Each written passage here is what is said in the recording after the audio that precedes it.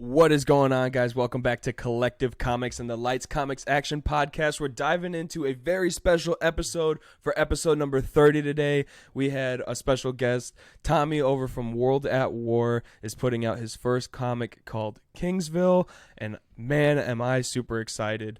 Yeah. You know, as usual, we're joined by the homie Jake. Yes, I'm here. I'm here. For those who don't know, we do typically when we have a guest, we just record the podcast and then we talk about it and film the intro after, so we do know kind of what was said. So this was a super in-depth conversation as far as some origin stories for his characters. So we got some new characters and some background. Hearing the character stuff for me was like, so I was like, I'm gonna get some popcorn and sit back. Like, I was just loving that. That was awesome. Yeah, I was like, this is Jake's thing right now. I was like, Jake is having like this is like every question that he started to answer and start going into. I was like, this is what Jake wants to know, because you're always talking about the creative side and the process, you know, and the creative process, because it is a pretty in-depth process, and you guys will see in this, I guess you could say, interview. I think it's really cool knowing how much of that work he put in, being his first comic, being as small as he is. He had a Kickstarter to get this going. He's funding a lot of this himself, and him having the ability to be like, I need to put this much work into my characters, I need to put this much work into the story. I think that's great, because we don't see that. You go and see like a Marvel movie and you don't think of the whole storyboarding aspect of it, and the however many years we've been getting Marvel comics is the backstory that they have to put into these characters, and Tommy putting that much work into his first comic with these characters showing to light for the first time, you know what I mean, and having the sense to do that right away. I think that made it that much stronger. It's a dope comic. It's super cool. 100%. And I'm not 100% a conspiracy theorist, but I can definitely get into some conspiracies, and this comic got me it super encapsulated right away as far as corruption and things that they're talking about. But without further ado, let's hear Tommy talk about these characters and where World of War Comics comes from and why he did what he did and where his thought process went along the way.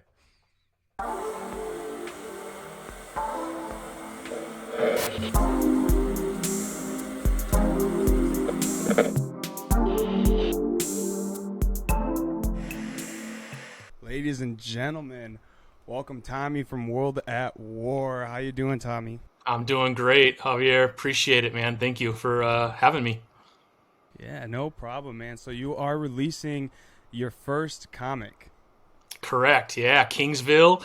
Just released it about 3 weeks ago. We had a Kickstarter that was successful and finished pretty quickly getting all the rewards out for the Kickstarter. So I was glad to get that over with and meet those commitments. I purchased a lot of things on Kickstarter, and nothing worse than backing a Kickstarter and it's like 7 months later when you get your comic, you almost forget that you backed it, right? So I try to time it to where, the comic would be ready and I could send it out and give that people.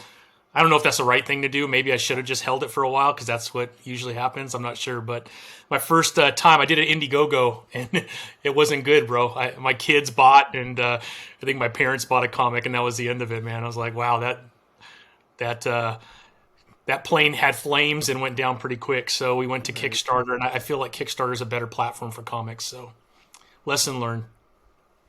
Right. Definitely. Before we jump in, do you want to lend a little bit of information to what World of War Comics is, and how you came across that name, and what exactly went into that before the Kickstarter came about?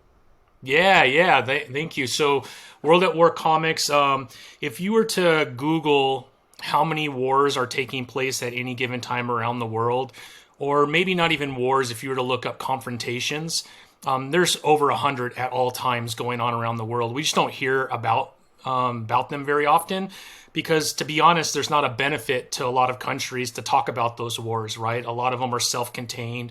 But it's kind of sad that there's that many going on and not that many people care, right? So I don't know. I think there's a lot of corruption going on in the world. And when you allow that kind of fighting going on, I think it's kind of sad. So Kingsville is really a story very similar to that, right? You have a group of people who are outwardly doing a lot of good in communities. And because they're doing good, those communities are giving up a lot of freedoms to be part of that group. But what they don't see is behind the scenes, there's quite a bit of corruption going on. And I think any government around the world, not all, but I think a lot, there's probably some things that are related to that. So we named the comic book World at War Comics because there's a lot of warfare going on that you don't even see. And Kingsville is the first comic book from World at War Comics, and you definitely see something happening behind the scenes that most of the public would never see. And it's not good. And that's kind of how we came up with the name. And the story Kingsville, we've had, I say we, me, I've had that story for quite a while.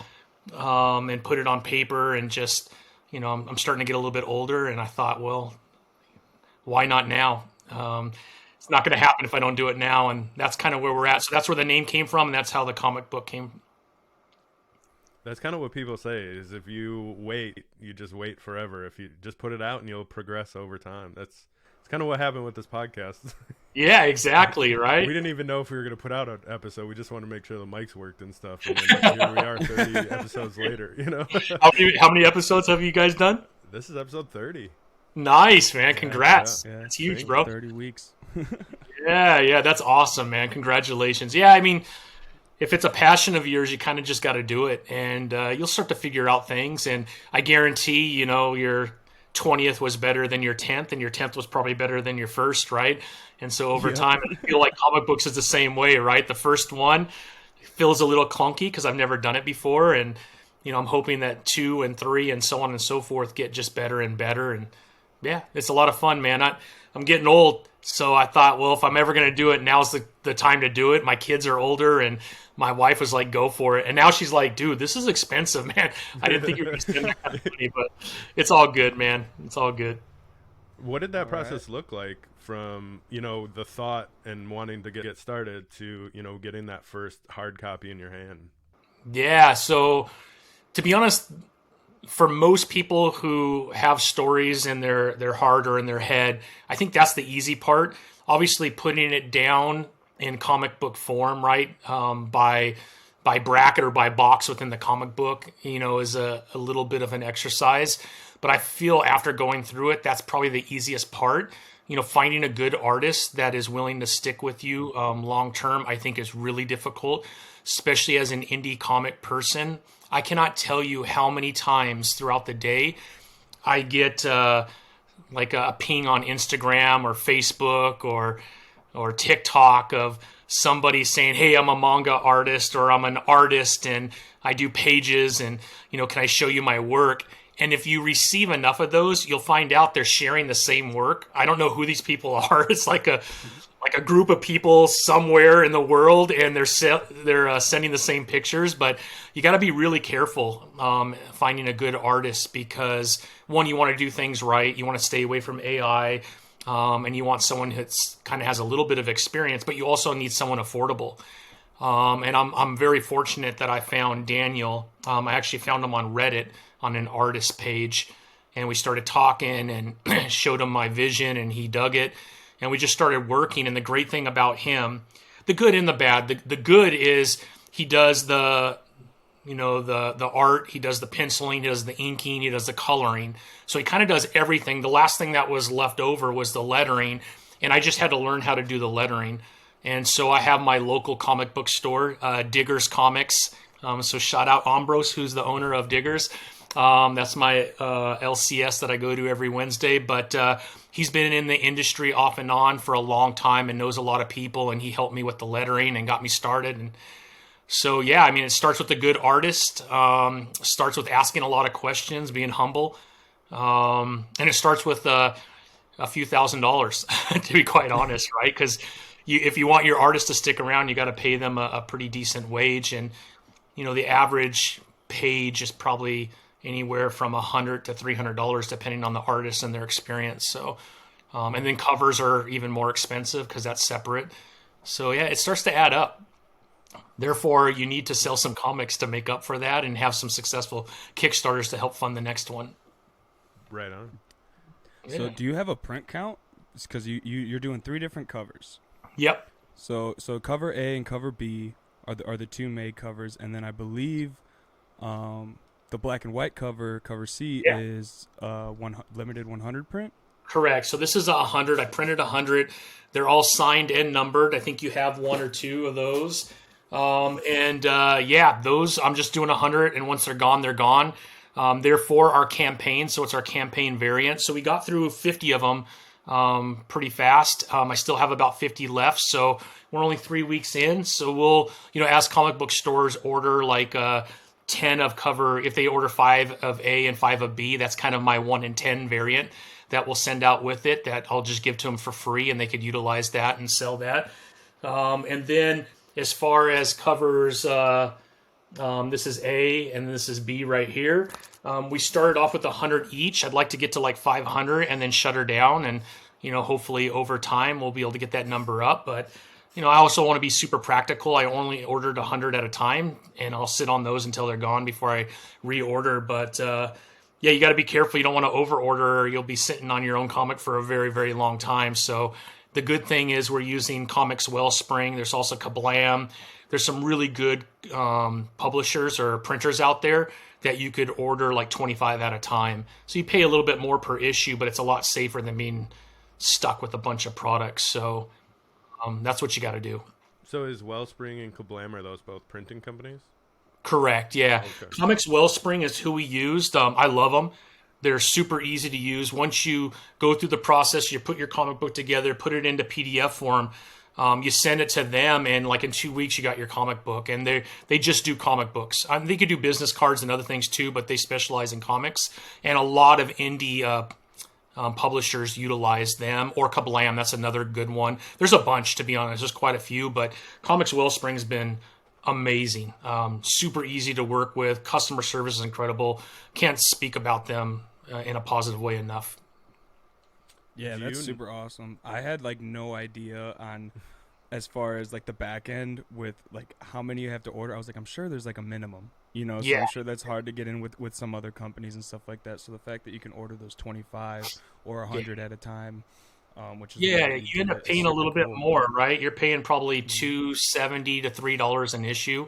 So that means your cover price has got to be right. So if you do just some simple math, right, if a comic book store needs to make about 30% margins on whatever they're selling, 40 margin, it's probably higher than that, to be honest, right? Because Wednesday's your big day, and that's going to kind of pay the bills for the month. Those 4 Wednesdays within a month, that's going to pay your whatever your lease is and whatnot. And then outside of that, right, you might be selling some back issues or Funko Pops or McFarlane toys or something like that in between, right? But Wednesdays you got to nail, and you got to make some pretty decent margins. So if I'm paying $260, and then you got shipping costs to the comic book store, they need to make probably $250 off of your comic book, and then you got to leave a little bit of room there just for all the other costs that go into shipping and whatnot.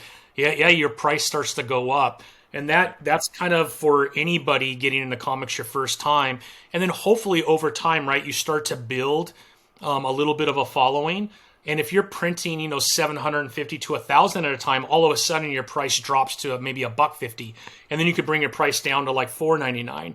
And you look at companies like Image Comics, like Mark Miller I think is one of the best writers right now in all comics, just me personally. The guy, whatever he does is amazing. Ambassadors, Nemesis, he's on all cylinders right now, and he doesn't need to be, right? The guy sold his company to Netflix. He's a millionaire. He could sit back and just enjoy his comics being turned into movies, but he's still producing some badass comic books. But that guy's, he's got one comic book nightclub. He's selling for $1.99. You're like, dude, that's cheaper than my cost, right? But that's because he's probably buying, 60,000 or 50,000 at a time. So the more you print, obviously the better price you get, but I'm a long, long ways from there, man. I just hope I get to issue 4 and I could still do it, without getting divorced or broke, Right. I think we'll get there. It seems super cool. Do you have 4 issues written already? Is that? I do. Yeah, I probably got a good 6 or so issues, but my goal is to do 4 issues to start, like a 4-part Right. series, and then take those 4 and turn it into like a trade. And then, if that's successful, come back with, maybe 5 through 8 and do 4 at a time. And then the goal would be, I obviously have started my own LLC, so I'm selling my comics on our website, worldatwarcomics.com. I got a couple comic book stores right now that are selling them, and then hopefully more will come on. We're doing a couple shows here locally in Southern California. But that's the goal. Let's get to 4 issues, turn it into a trade, and hopefully we're successful and we can move on from there. Well, I don't want to do any spoilers, but the end of your first one made me ready for the second one. I'm ready for that second issue to come out for sure, and I think a lot of people who read that first one are ready for that second one already. So we definitely should get to 4, I think. Yeah, I'm glad you said that, man. That makes me feel great, and I'm glad that you enjoyed it. We've, the people that have purchased it have had really good things to say about it, so that's super exciting. I think Daniel, our artist, did a pretty good job with the artwork through that. That was really important to have decent art, and he's super easy to work with. So where I lack on the writing side, he's able to pick up and through imagery, right, help tell some of that story. But he's been awesome. But I'm so glad you said that. That makes me feel good, man. You don't want to put something out there that's crap. Well, I didn't say the rest of the comic was good. Just the end. Oh, that good point. Good point. No, it was a good comic. I liked that. I enjoyed the art style. I'm the art guy of the channel. Okay. I just keep talking about art and this style. I really liked everything about it. And that third cover, that cover C, the 1 of 10 or whatever it is now. Yeah. That I love that cover too. That cover. Oh, good. Yeah. No, I'm glad. Yeah, Daniel did all the covers, and in issue 2 we'll have Art, who works for Marvel and Image, and he will be doing our issue 2 cover. So he's already done it. If you look at the last page of the comic book, you'll notice there's a couple images. There's an A, and then there's a B that kind of shows the behind the scenes and the reality of who AGS really is. So we're super excited about those covers. And then I'm working on another good artist that also works for Image. Like, I can't afford for them to do the interior, but I might be able to afford for them to do the cover. And that's always kind of cool to have a cover done by Will Torres, he's done covers for The Boys. He's done Image. He's done Marvel with Spider-Man. So you get someone like that helping you out a little bit. That name recognition hopefully will help people get excited about your next issue. Definitely start climbing that ladder and get up to Todd McFarlane. Yeah, that would be awesome. Yeah, that's a dream. Not many people reach Todd McFarlane's stage, man. Right. Well, not a lot of people get to put out a comic book, man. So you're living it right now, man. So for sure, yeah. Tell my wife that. She doesn't think we're living it. Not yet. Not yet. Not yet. McFarlane, you're out here with the social media game, just going to Targets and all over the place. Yeah. You got quite the McFarlane Toys collection over there too. Yeah, man. I'm super a big fan of McFarlane. Love everything McFarlane does. So I probably got about 150 McFarlane figures. And then, probably every 2 or 3 weeks, a box or 2 comes in because I'm constantly pre-ordering whatever. Like, he just dropped a bunch of page punchers. So I'll be ordering those. Yeah. I mean, I'm a 12-year-old man in a 48-year-old body. Aren't we all? I saw you rearrange them. What kind of project does that turn into, rearranging all of them and organizing them? Yeah. What kind of time does that take? It's a couple hours on a Saturday, pulling them all off and rearranging them. And, I have books here, so I bought more bookcases, which you can't see, which will be over here. So I'm waiting for the bookcases to come in. I have some trades and some omnibuses that I'll move over here. So I can continue to fill out that with toys. And then I have another rack over here with Pops on it and Marvel. So I'm more of a DC guy. I love DC, but I certainly love Marvel, love Spider-Man, love X-Men, all that good stuff. But I grew up on DC. If you grow up in the late 70s, early 80s, Justice League was huge in your life. X-Men was huge in your life. G.I. Joe, He-Man, like the 80s was magnificent for me growing up, man. Being that big of a collector of figures, are you looking at Kingsville figures at all, or? Man, one day that would be the dream, bro. Yeah. I mean, I've looked into it just out of curiosity, but if you think comic books is expensive to get into, Dude, I mean, just to do so the mold is what is so expensive when you're doing figures. And just working with toy manufacturers, I've reached out to a couple in China because that's the cheapest price, unfortunately, or India. It's $30,000 just for the mold. And then it ends up depending on how many you purchase. And a lot of them you have to purchase like 5,000 at a time or they won't even do it. So you're paying 30,000 for a mold, and then you're paying probably $3 per figure times 5,000. So you're $15,000 just in figures.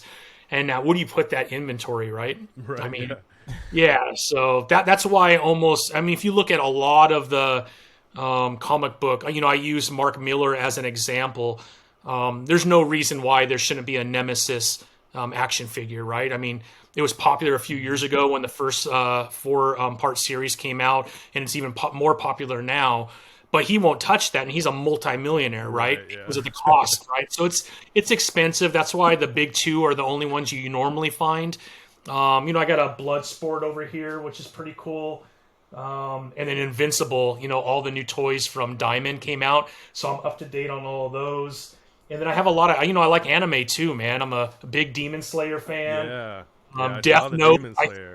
Death Note, I think, is one of the best Netflix anime series that have come out in a long time. Mm-hmm. It's a lot of episodes, though, man. It's like 37 episodes or something crazy like that. But so I have those ones too. But yeah, I love it, man. I love it. My Hero Academia, I like. Yeah. Chainsaw Man. There's so many good anime that love it all. I love it all. Right on. What about going through like a 3D printer? Have you ever thought about doing a 3D printer just to have something for yourself? Or I did. So I do have Collapse. Collapse is the tall, slender guy with the arms that could shoot out. I do have a 7-inch figure of him that I went through a 3D. It costs about $120. Nice. And then we're painting it right now. So my daughter, she does nails for a living. So she's really detailed. So she's painting it for me to match the comic book. So hopefully when that's done, I could throw it up here. It's in her room right now. And then I'll order a Collapse one. But that's as close to any kind of a figure. I mean, there's no articulation at all, right? It's just a stiff figure, and it is what it is. But one day, man, that's the goal. If I could be big enough to where I have my own action figures, man, I think that's every dream, right? I think I need more static figures. Ask Javier about how my posing abilities are. They're not great. Yeah. Give then them a they little start bit of tipping freedom. over. Yeah. No, I get it, man. I get it. Oh, Well, back gosh. to the comic, was that something that you had always wanted to do? Have you always been into comics and was that always a goal that you had? Or is that something a little bit more recent, being like, I can actually do this. Let's do it. I started collecting comics when I was about 9 years old. There was a comic book store, I don't know, maybe a mile from my house. So we would ride our bike up there, every Tuesday, Wednesday. My parents would give us, whatever we got for mowing the lawn and whatnot. And we'd ride up there. We'd go to the liquor store. It's called Lee's Liquor. And we would play video games. So they had Street Fighter and, a couple other games in there. And we'd get a roll of quarters. And then whatever we had left over, we'd buy as comic books. With the mid-'80s, you're talking 50 cents a comic, maybe $1 on some of the more expensive ones. So on $10, right, you could play an hour of video games in the liquor store and then go buy, maybe 8 comic books for that price. And so that's what we would do whenever we had money. And comic books have been a big part of my life for a long time. I think anybody who's a little bit artistic, even if they can't draw, right, there's other forms of artistic ability, but you start to dream, and comic books has always been kind of an escape from whatever reality you're going through. And I think even today it still is.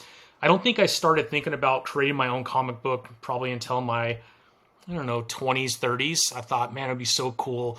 And then you start thinking, I had all kinds of different ideas for comics. And then I started thinking about some of the things that are going on in the world. And I certainly don't like getting political.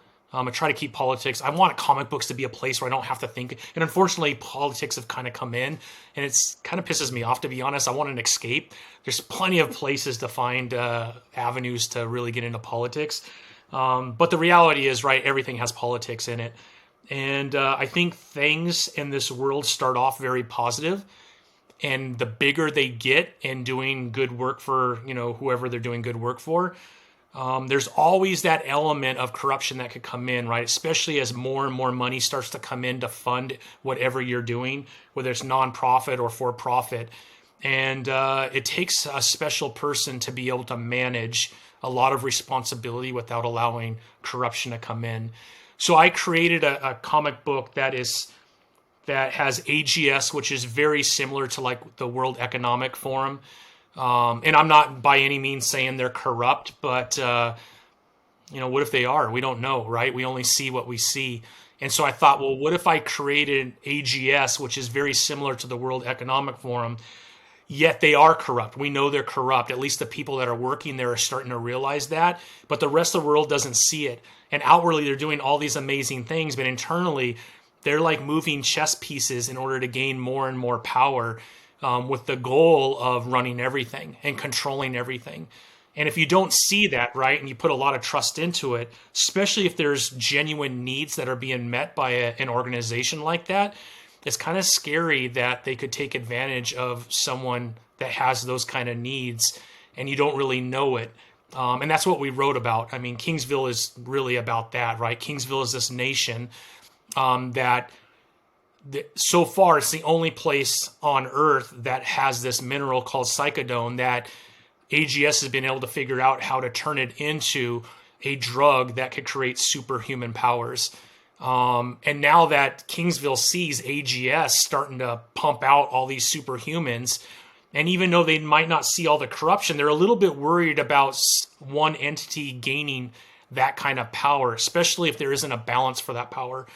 And so they're not as willing to support AGS in supplying that mineral. And AGS has made a lot of promises as to these nations that are signing up. They're supposed to get a superhuman that's supposed to help them in those nations, and they got to come through or they'll start to lose some of the ground that they've gained. And so that's kind of where we're at in issue 1. That's kind of the backstory of who AGS is and what they're doing. And you see in this issue, it really centers around 2 of these superhumans, but there's a lot more. And in issue 2, you'll probably see another 5 or so that have already been around for a long time. But the 2 that are in issue 1, Collapse, which is the hefty big guy, who's my personal favorite. I love him. This isn't in issue 1, but it will come out in further issues. But he's had a really rough background, an upbringing that was pretty terrible. But he's, even without superhuman powers, he's been in fields that he's been able to exercise those powers, and he's been looked at by AGS as someone that if he receives superhuman powers, he could really become an asset. So he gets these powers, and one of his main powers outside of like superhuman strength is he could collapse into a pool of water at any given time, which is extremely scary. Someone this big and this strong could just come out of water form and just take your head off. And he has a pretty violent background, which makes him even scarier. So that's Collapse. He comes out in this issue. And then you have Snapback, who was kind of the star quarterback growing up, always the most popular, a little bit arrogant. And he is the leader of the superhumans for AGS. And his superpower is, strength, but he also, in a little bit of a Reed Richards way, can stretch his arms and legs. And they can't stretch for eternity, but they could stretch out, I don't know, maybe 10 or 20 feet or so. But they snap back. It goes as far as it can, and it comes right back. So his nickname or his name is Snapback. And part of him is not only is he arrogant and a little abrupt, he also has a side where he's always kind of trying to prove himself. And if that means being violent, he'll be violent. If that means being, stepping on people to get to the top, that means stepping on getting people to get to the top. He wears these serrated shoulder pads, and he grabs them and pulls them off and puts them on his hands. And you can imagine him punching and his arms stretching out 10 feet, just going right through people and then snapping right back. And then he puts them back on his shoulder pads and he walks away, but the damage has been done. So those are the 2 main characters in issue 1 that you see in the middle of the comic book. And you start to get a glimpse as to how AGS is utilizing their superhumans when they're not doing good deeds like helping to feed people and that type of stuff. So those are the first two that came out. Like I said, there's a bunch more. You see, her name is the Kissing Bug, Lady Lex, at the very end of the comic book. And AGS is starting to get pretty fancy as they're developing superhumans. They're adding insects or animals to help get some of those unique attributes into their superhumans. And I think you're going to like Killing Bug. If you look up the Killing Bug, it's one of the most deadly bugs in the world outside of like mosquitoes. And Lady Lex has been blended with that. So you'll start to see her and some of the things that she's super attractive. Everyone wants to be with her, but you don't want to kiss her because it's deadly. So there's a lot of cool things about her. I got a lot of really cool characters I can't wait to share with everybody in issue 2 and 3. But yeah, I'm kind of rambling now, but yeah. Well, I'm just listening. Yeah, it's I a lot of this. The character development is such a fascinating thing to me just because, you know, on 30, 28, however many pages we get of the first issue, you don't get the huge backstory yet, you know. There's more to come, so just hearing where they come from is that's the fascinating part to me. I love character development and things like that. So I'm okay with you rambling a little bit. Yeah, I appreciate it. Yeah, I mean, character development is extremely important in comic books. So I've built like, you know, a couple page background for each of the characters, and I hope that we could start to go into more character development. I thought the first issue, and I could be wrong too, but I thought the first issue, I wanted it to be somewhat fast paced. I wanted to give kind of a 50,000 foot view of what's taking place. And then after issue 1 and a little bit of issue 2, then starting to come and pull back a little bit and start to go into who these characters are, how they were chosen by AGS, what does it mean to be chosen, what is the process of getting superhuman abilities.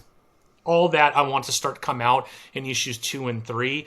And then by the time we're done with issue 4, I feel like we'll have a really good story that has a pretty good foundation. Again, I'm projecting, but this is what my hope is. And then we put it into a trade, and then we start working on 5 through 8 where we can really get into a lot of development. But Collapse has the really interesting backstory that I would like to do maybe like a one-shot on a couple of these characters eventually, where we really get into his upbringing and what makes him so violent. I love that. I think it was Quentin Tarantino. He would write a whole book for his actors and be like, this is your backstory. It had nothing to do with the script. There's no script work in it at all. It's just, this is where your character comes from. So it was easier for them to understand what that character was and how they were supposed to act and, you know, things like that. It was a lot deeper than we can see on a TV screen or in a comic book, or, you know, and it's great. I think that's super cool that you did that as an indie artist, you know? Yeah. That's awesome. Thank you. I appreciate it. Issue 1 set it up pretty great. And there was even a fact in there, like as you're talking about kind of AGS kind of keeping it from society and the civilians that are there. And they're using the media to kind of influence them and say like, well, we'll play their game, but then we're going to turn it on them using the media, so then they're the bad guys, and then they have to join us. Yeah. So I was like, that is super interesting, and it's like, you know, it's more than even you know, just physical warfare at that point. It's like, I don't know, how do you have war on the media, but that's kind of almost what it is. It's a tool to help win the war a little bit. Absolutely. I mean, you can imagine, right? You're this unelected entity that is making a lot of promises to these nations that have a lot of people in need, right?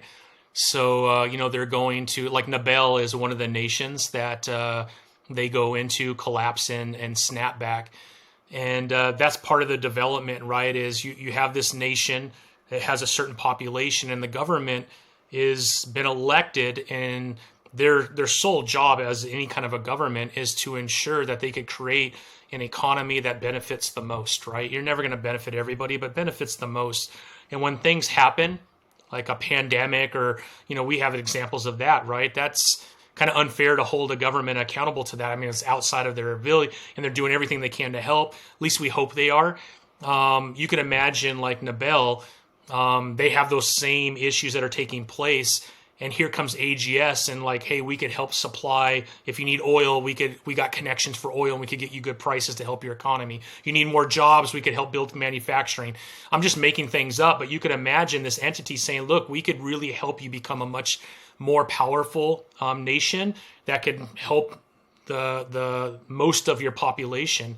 And in fact, to help with crime and to help with all these other things, will even ensure that your country is represented by one of our superhumans. And that's kind of the deal that they're making. And these nations are like, well, this is a great deal, right? We need more oil. We need a stronger economy. We need, safety and all these other things. Let's do it. And all of a sudden they got this superhuman that they could utilize to whatever they need it for. What they don't see is how AGS is using these superhumans. And that's where it becomes interesting. And it'd be interesting to see, too, in issue 2, how many of these leaders of these nations are actually now in on what AGS is trying to do. And I think a lot of that will come out in issue 2 as well. Where can people find the comic? And I'd imagine the Kickstarters, those are closed now, correct? Yeah, the Kickstarter is closed, but we're selling the comic on our website. So there's $6.99 plus shipping and taxes and stuff. But yeah, you could go to our website, pick that up right now. Really quick shipping. As soon as I get the alert, I will box it up and ship it out. So you should get it in a couple days. And then, we got T-shirts and we got hoodies. We got all kinds of cool stuff on the website. So knock yourself out. And then sign up for our newsletter. We'll start to produce a newsletter that will give you all the updates on all the cool things that are going on. We'll have a Kickstarter that will start in June. That will be part issue 2, part issue 3, just to help with the cost with the artist and publishing and all of that. For my first comic, I'm a few $1,000s in just to produce the comic. So it's not cheap, and I certainly want to do this long term and get to that issue 4. But yeah, I'll have a goal. I'm not sure what the goal will be. I want to see how much it'll cost for issue 2, depending on how much we get through on issue 1. And then we'll put a goal. And what I'd love to do is, if the goal is, $1,500 in the Kickstarter, what I'd love to do is anything over $1,500, reinvest into other Kickstarters and just, help support other Kickstarters. There's going to be a certain amount that would be helpful for us to get everything printed and get everything ready. I certainly don't need anything more than that. And we'll just give back. So we like to, if you follow us on Instagram or TikTok, we do a lot of giveaways. In fact, right now for the month of May, if you go to our website and you purchase the $6.99 cover A or cover B, for free, you'll be entered into a drawing. And because I collect so many McFarlanes, they give me free ones once in a while. So I have a good probably 8 or 9 McFarlane toys that have never been open. So I picked out 5, including the new 12-inch Flash, which is going for, I think, $40 or $50 on McFarlanetoys.com. I'll randomly put your name in a bowl, and June 1st, I'll start pulling names and giving away McFarlane toys and sending those out to you for free. So another incentive to go to our website and pick up our comic. I'm that confident that if you buy it, I think you'll like it. And I'm willing to give away some of my extra McFarlane toys to back that up. What are your social media handles? Are they all World at War Comics? Correct. Yeah, we're on TikTok, Instagram, Twitter, Facebook, Clapper, Hive. What else are there? We're everywhere, man. We got Bumble. Yep. Yeah, not that one. Yeah, not Tinder, but I do. OnlyFans. No, I'm just. Yeah. That would be devastating. I would definitely be broke. But yeah, we're everywhere. I got my own YouTube page, so I do interviews at World at War Comics. So we just had Tim Seeley on. We just had Emma Kubert, who works for Frank Miller Presents and Image Comics, and she has Stoneheart, which she just came out with. Tim Seeley's been around for 25 years. He freaking got a comic book coming out. I was making fun of him. He literally has a comic coming out every week. So he has Local Man, which is, if you're not reading Local Man, you're missing out. Incredible comic book. We just had David Booher, who wrote Specs. He wrote Kanto, which is one of my favorite comics. If you haven't read Kanto, it's awesome. The little guy, the little medieval guy, he's amazing for IDW. But yeah, we've had a lot of really Kari Andrews, who does Erratic, and he writes for Spider-Man and does artwork for Spider-Man. So yeah, we've had some pretty cool indie / DC Marvel folks on. I try to do just indie, so a lot of the folks work for Marvel, but they also have their own indie stuff going on. I want to go back to the trade a little bit. The printing company that you're working through now, do they also do trades, or do they do paper and then you have to find somebody else for trades? They do trades. No, they do it all, man. I'm telling you, go to Comic Wellspring on their website and check them out. They also have a store, so my comic will be in their store as well. So all the comics that they print, there's an option that you could purchase another 25 and you keep it in their warehouse and they'll sell them from their own bookstore. So you could buy comics. It's a great place to go for comic books, for indie comic books. So if I'm telling you guys, I love DC, I love Marvel, but I'm really passionate about indie comics, not just because I wrote a comic. I've always been into indie because there are stories that are taking place in indie comics that Marvel and DC just can't do, right? They got many years of canon that they have to follow. They have most of their characters are 10 to 90 years old. So it's very difficult to go kind of outside of the box of the superhero thing. I know they had Vertigo for a while where they were doing some unique stories, DC did, but indie's where it's at. You want to read some awesome, Something is Killing the Children. If you're not reading that, you're missing out. There's some dope comic books out there that are just freaking kick ass. Alterna Comics, I'm telling you, man, they're old school. They're like $1.50 to $1.99 because they use that old school paper from like the 80s and 90s. Sweet. But the stories are mind blowing, man. There's Can't Kill Cade, which is like a Deadpool slash, I don't know what you call him, man. Bloodshot slash Deadpool. They got some really amazing things going on there at Alterna. I could go on and on about indie comics, man. A lot of people don't realize, right? You walk into your comic book store, you see IDW, you see Image, obviously, which, you got to give a lot of respect to Image and what they've done for the indie comic scene. But you got, there's so many of them. Dark Horse, right? Boom Studios, TKO. There's a lot of them out there that have pretty good distribution because they go through Diamond or Penguin, Random House. But there's this whole host of other comic books that most people don't know about that are probably some of the best reading comic books you will ever see with amazing art. So you got to dig in. If you want a list of people who you should be following, let me know and I'll give you a list of people that I've interviewed or comics that I have. You got to do that, man. Godhood Comics has a comic book that is out it'll blow your mind. In fact, they're turning it into a series on TV. So I can't give a lot of details, but Tyler is the owner of Godhood. They're called The Antagonist, and it's a family of villains. And it is so good that they've got major investments from a lot of money, and they're going to turn it into a TV series. So you got to check that out. Absolutely. Keisha Demon Killer is another independent comic book. Probably the best artwork I've seen of any comic book. Check it out, man. I could go on and on. I could introduce you to some of these. You should have some of these folks on your show because they're producing stuff that's better than the big two, and they're being recognized for it. But as an indie, community, we should know about them. I got a big list now to go through and try to find a bunch of cool books because these books that you're recommending sound really awesome. Even, obviously Kingsville. Kingsville's sounding really great. Yeah, go to Kingsville, go to worldoutwarcomics.com and pick up Kingsville. You'll probably get a pretty cool McFarlane toy out of it. But, man, we really appreciate the opportunity to come on and talk about it, and we're really excited about it. If there's something else I could do to help your channel, let me know. It's a small community and we want to support one another. So I've lived my life of competitiveness. I really just want to give back to the community, want to give back to indie comics and just create a community where we could talk about comics and leave all the drama outside, man. I've had plenty of drama in my life. Don't need any more. Right. Yeah, man. Well, thank you for coming on.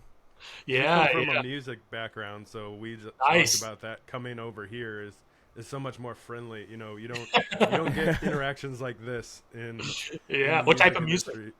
A little bit of everything. Kind of did metal for a long time, but we both kind of ventured out in different ways as well. Nice.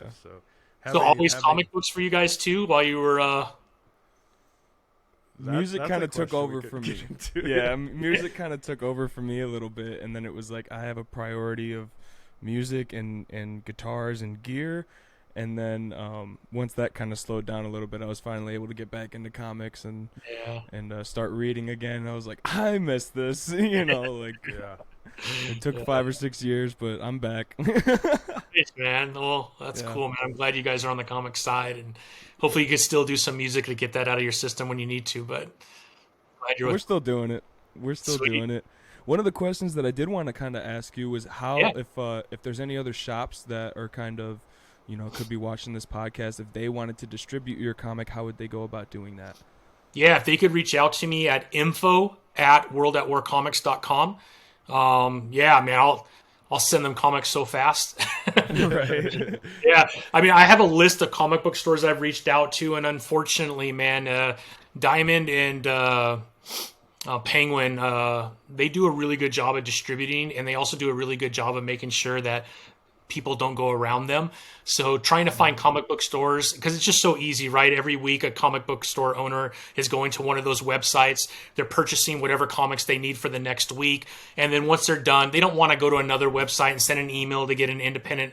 So you got to really work hard to get on those. But I'm hoping that more will reach out. I've actually, through Southern California, have been taking comics to them.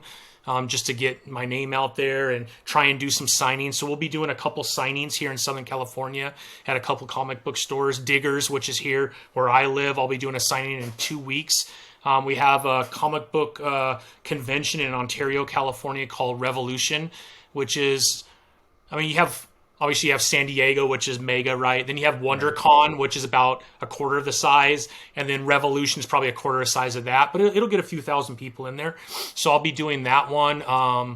But yeah, this first round, I'll just stay kind of local, but I'm hoping that I can get to other comic book stores, in Northern California, maybe some border states. I just got to make sure that I'm successful with the first one. Right. Man, you can do a whole tour, come through the Midwest and everything, and I would love. that'd be Where are you super guys awesome. located? We're like 45 minutes outside of Chicago. We're right over the border Oh, okay. of Indiana. Nice. So, Yeah. Yeah, not too far, but we're actually somehow we're kind of blessed with having a lot of shops around us, and I Yeah. know so many stories of people that just like, dude, I have to drive like an hour and a half to get to the closest comic book store to get anything that I want, and people don't know it, and we're in the vicinity of like just driving a half an hour and being able to hit like 6 or 7. Wow. That's awesome. It's kind of crazy. I didn't think it was that that big. I have a lot of friends on TikTok. Juan, I can't remember what he goes by, but Juan reads comics. He's a pretty awesome guy. But I was talking to him. Indiana is a great place for comic books, man. Yeah. Right? And you have a pretty good Comic-Con, too, in Indiana, too. That's quite large, I think, right? Yeah, and where we're at, it's kind of like you can drive an hour and a half to get to that Oh, wow. Comic-Con, or you can go to Chicago and go to C2E2 and Yeah, do yeah. those ones as well. And there's actually one that had just popped up called NWI Comic-Con, Okay. hosted by a local family that lives around us. And, Nice. they started pulling, I think they said 5,000 or 6,000 people this last year. Oh, And, wow. it started as this little local con, and it's still, little and local as comparison to Comic-Con, but the fact that it got so big this year, they're like took over the entire Lake County Fairgrounds and everything. It was so cool. Dude, that's dope, man. I love to hear that kind of stuff, man.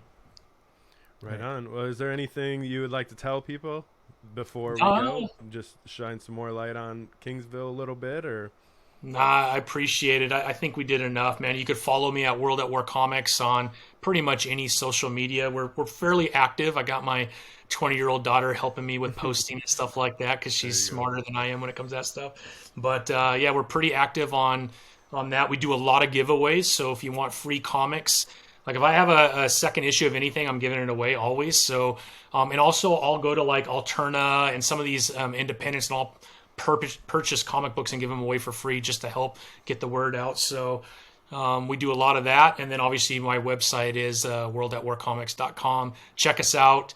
It's a pretty dope, I think, website, super easy to use, and you could get our comic and hopefully win a McFarlane toy. right on. Thank you so much for coming through and shining some light on some things that smaller people, smaller than you, don't know. So how how the printing stuff works, how the Kickstarter stuff works, and how much it costs you to get started. So I appreciate you coming through and doing that with us. Yeah, of course. No, it's my pleasure. Really enjoyed meeting you two guys. Hopefully, we could stay in contact, man. Really enjoyed the time. Definitely. Hopefully this sure. isn't the I last love time. that, yeah. Yeah. I hope not either. Right. Hope not either. I gotta get some more of that character development stuff. So you gotta come back and talk to me about it. I love it, man. Let's connect. All good. Right. Sounds great. Thank you. All right, guys. Appreciate it. Wrapping up this episode, man, thank you to Tommy at World at War for coming on the podcast and sharing his process on creating his first comic book called Kingsville. If you guys haven't already, went over to worldatwarcomics.com. Go check it out. You're going to be entered to win in some of his McFarlane toy giveaways. And if you haven't already checked out our Whatnot, now's the time to do that. Check the link in the description and use our promo code and get a free $10 to use on Whatnot, because I think it's going to be the week after this podcast, we're going to be on Whatnot giving away 5 different issues of this World at War Comics giveaway that Tommy gave to us specifically to give away. So go and thank him over on his Instagram at World at War Comics. Yeah, we got one of those the variants, the cover C or whatever. What is it called? What do you call it? The 1 of 10. 1 of 10. The 1 of 10 ratio, and yes. yeah, the limited 100 print 1 of 10 ratio. So I'm super excited about that. Cover A and B are limited to 500 printed. So that this is a super cool comic that I'm giving away the 5 that he sent, but I'm gonna have to go and pick myself up a copy because with 500 printed and this cool of a story, it's gonna be collectible. I'm ready for issue 2, man. Let's get into it. Me too. I'm ready for issue 5, 6, 7, and 8. Right. So let's get them there, guys. Go show support at worldatwarcomics.com. And like always, you can check our description for things like free money on Whatnot. Like Javier said, $10 using that link to sign up. You can use it anywhere on Whatnot, and you can get 10% off w.gg on your Jitterless Energy using code Collective Comics at checkout. And until next time, this has been Collective Comics.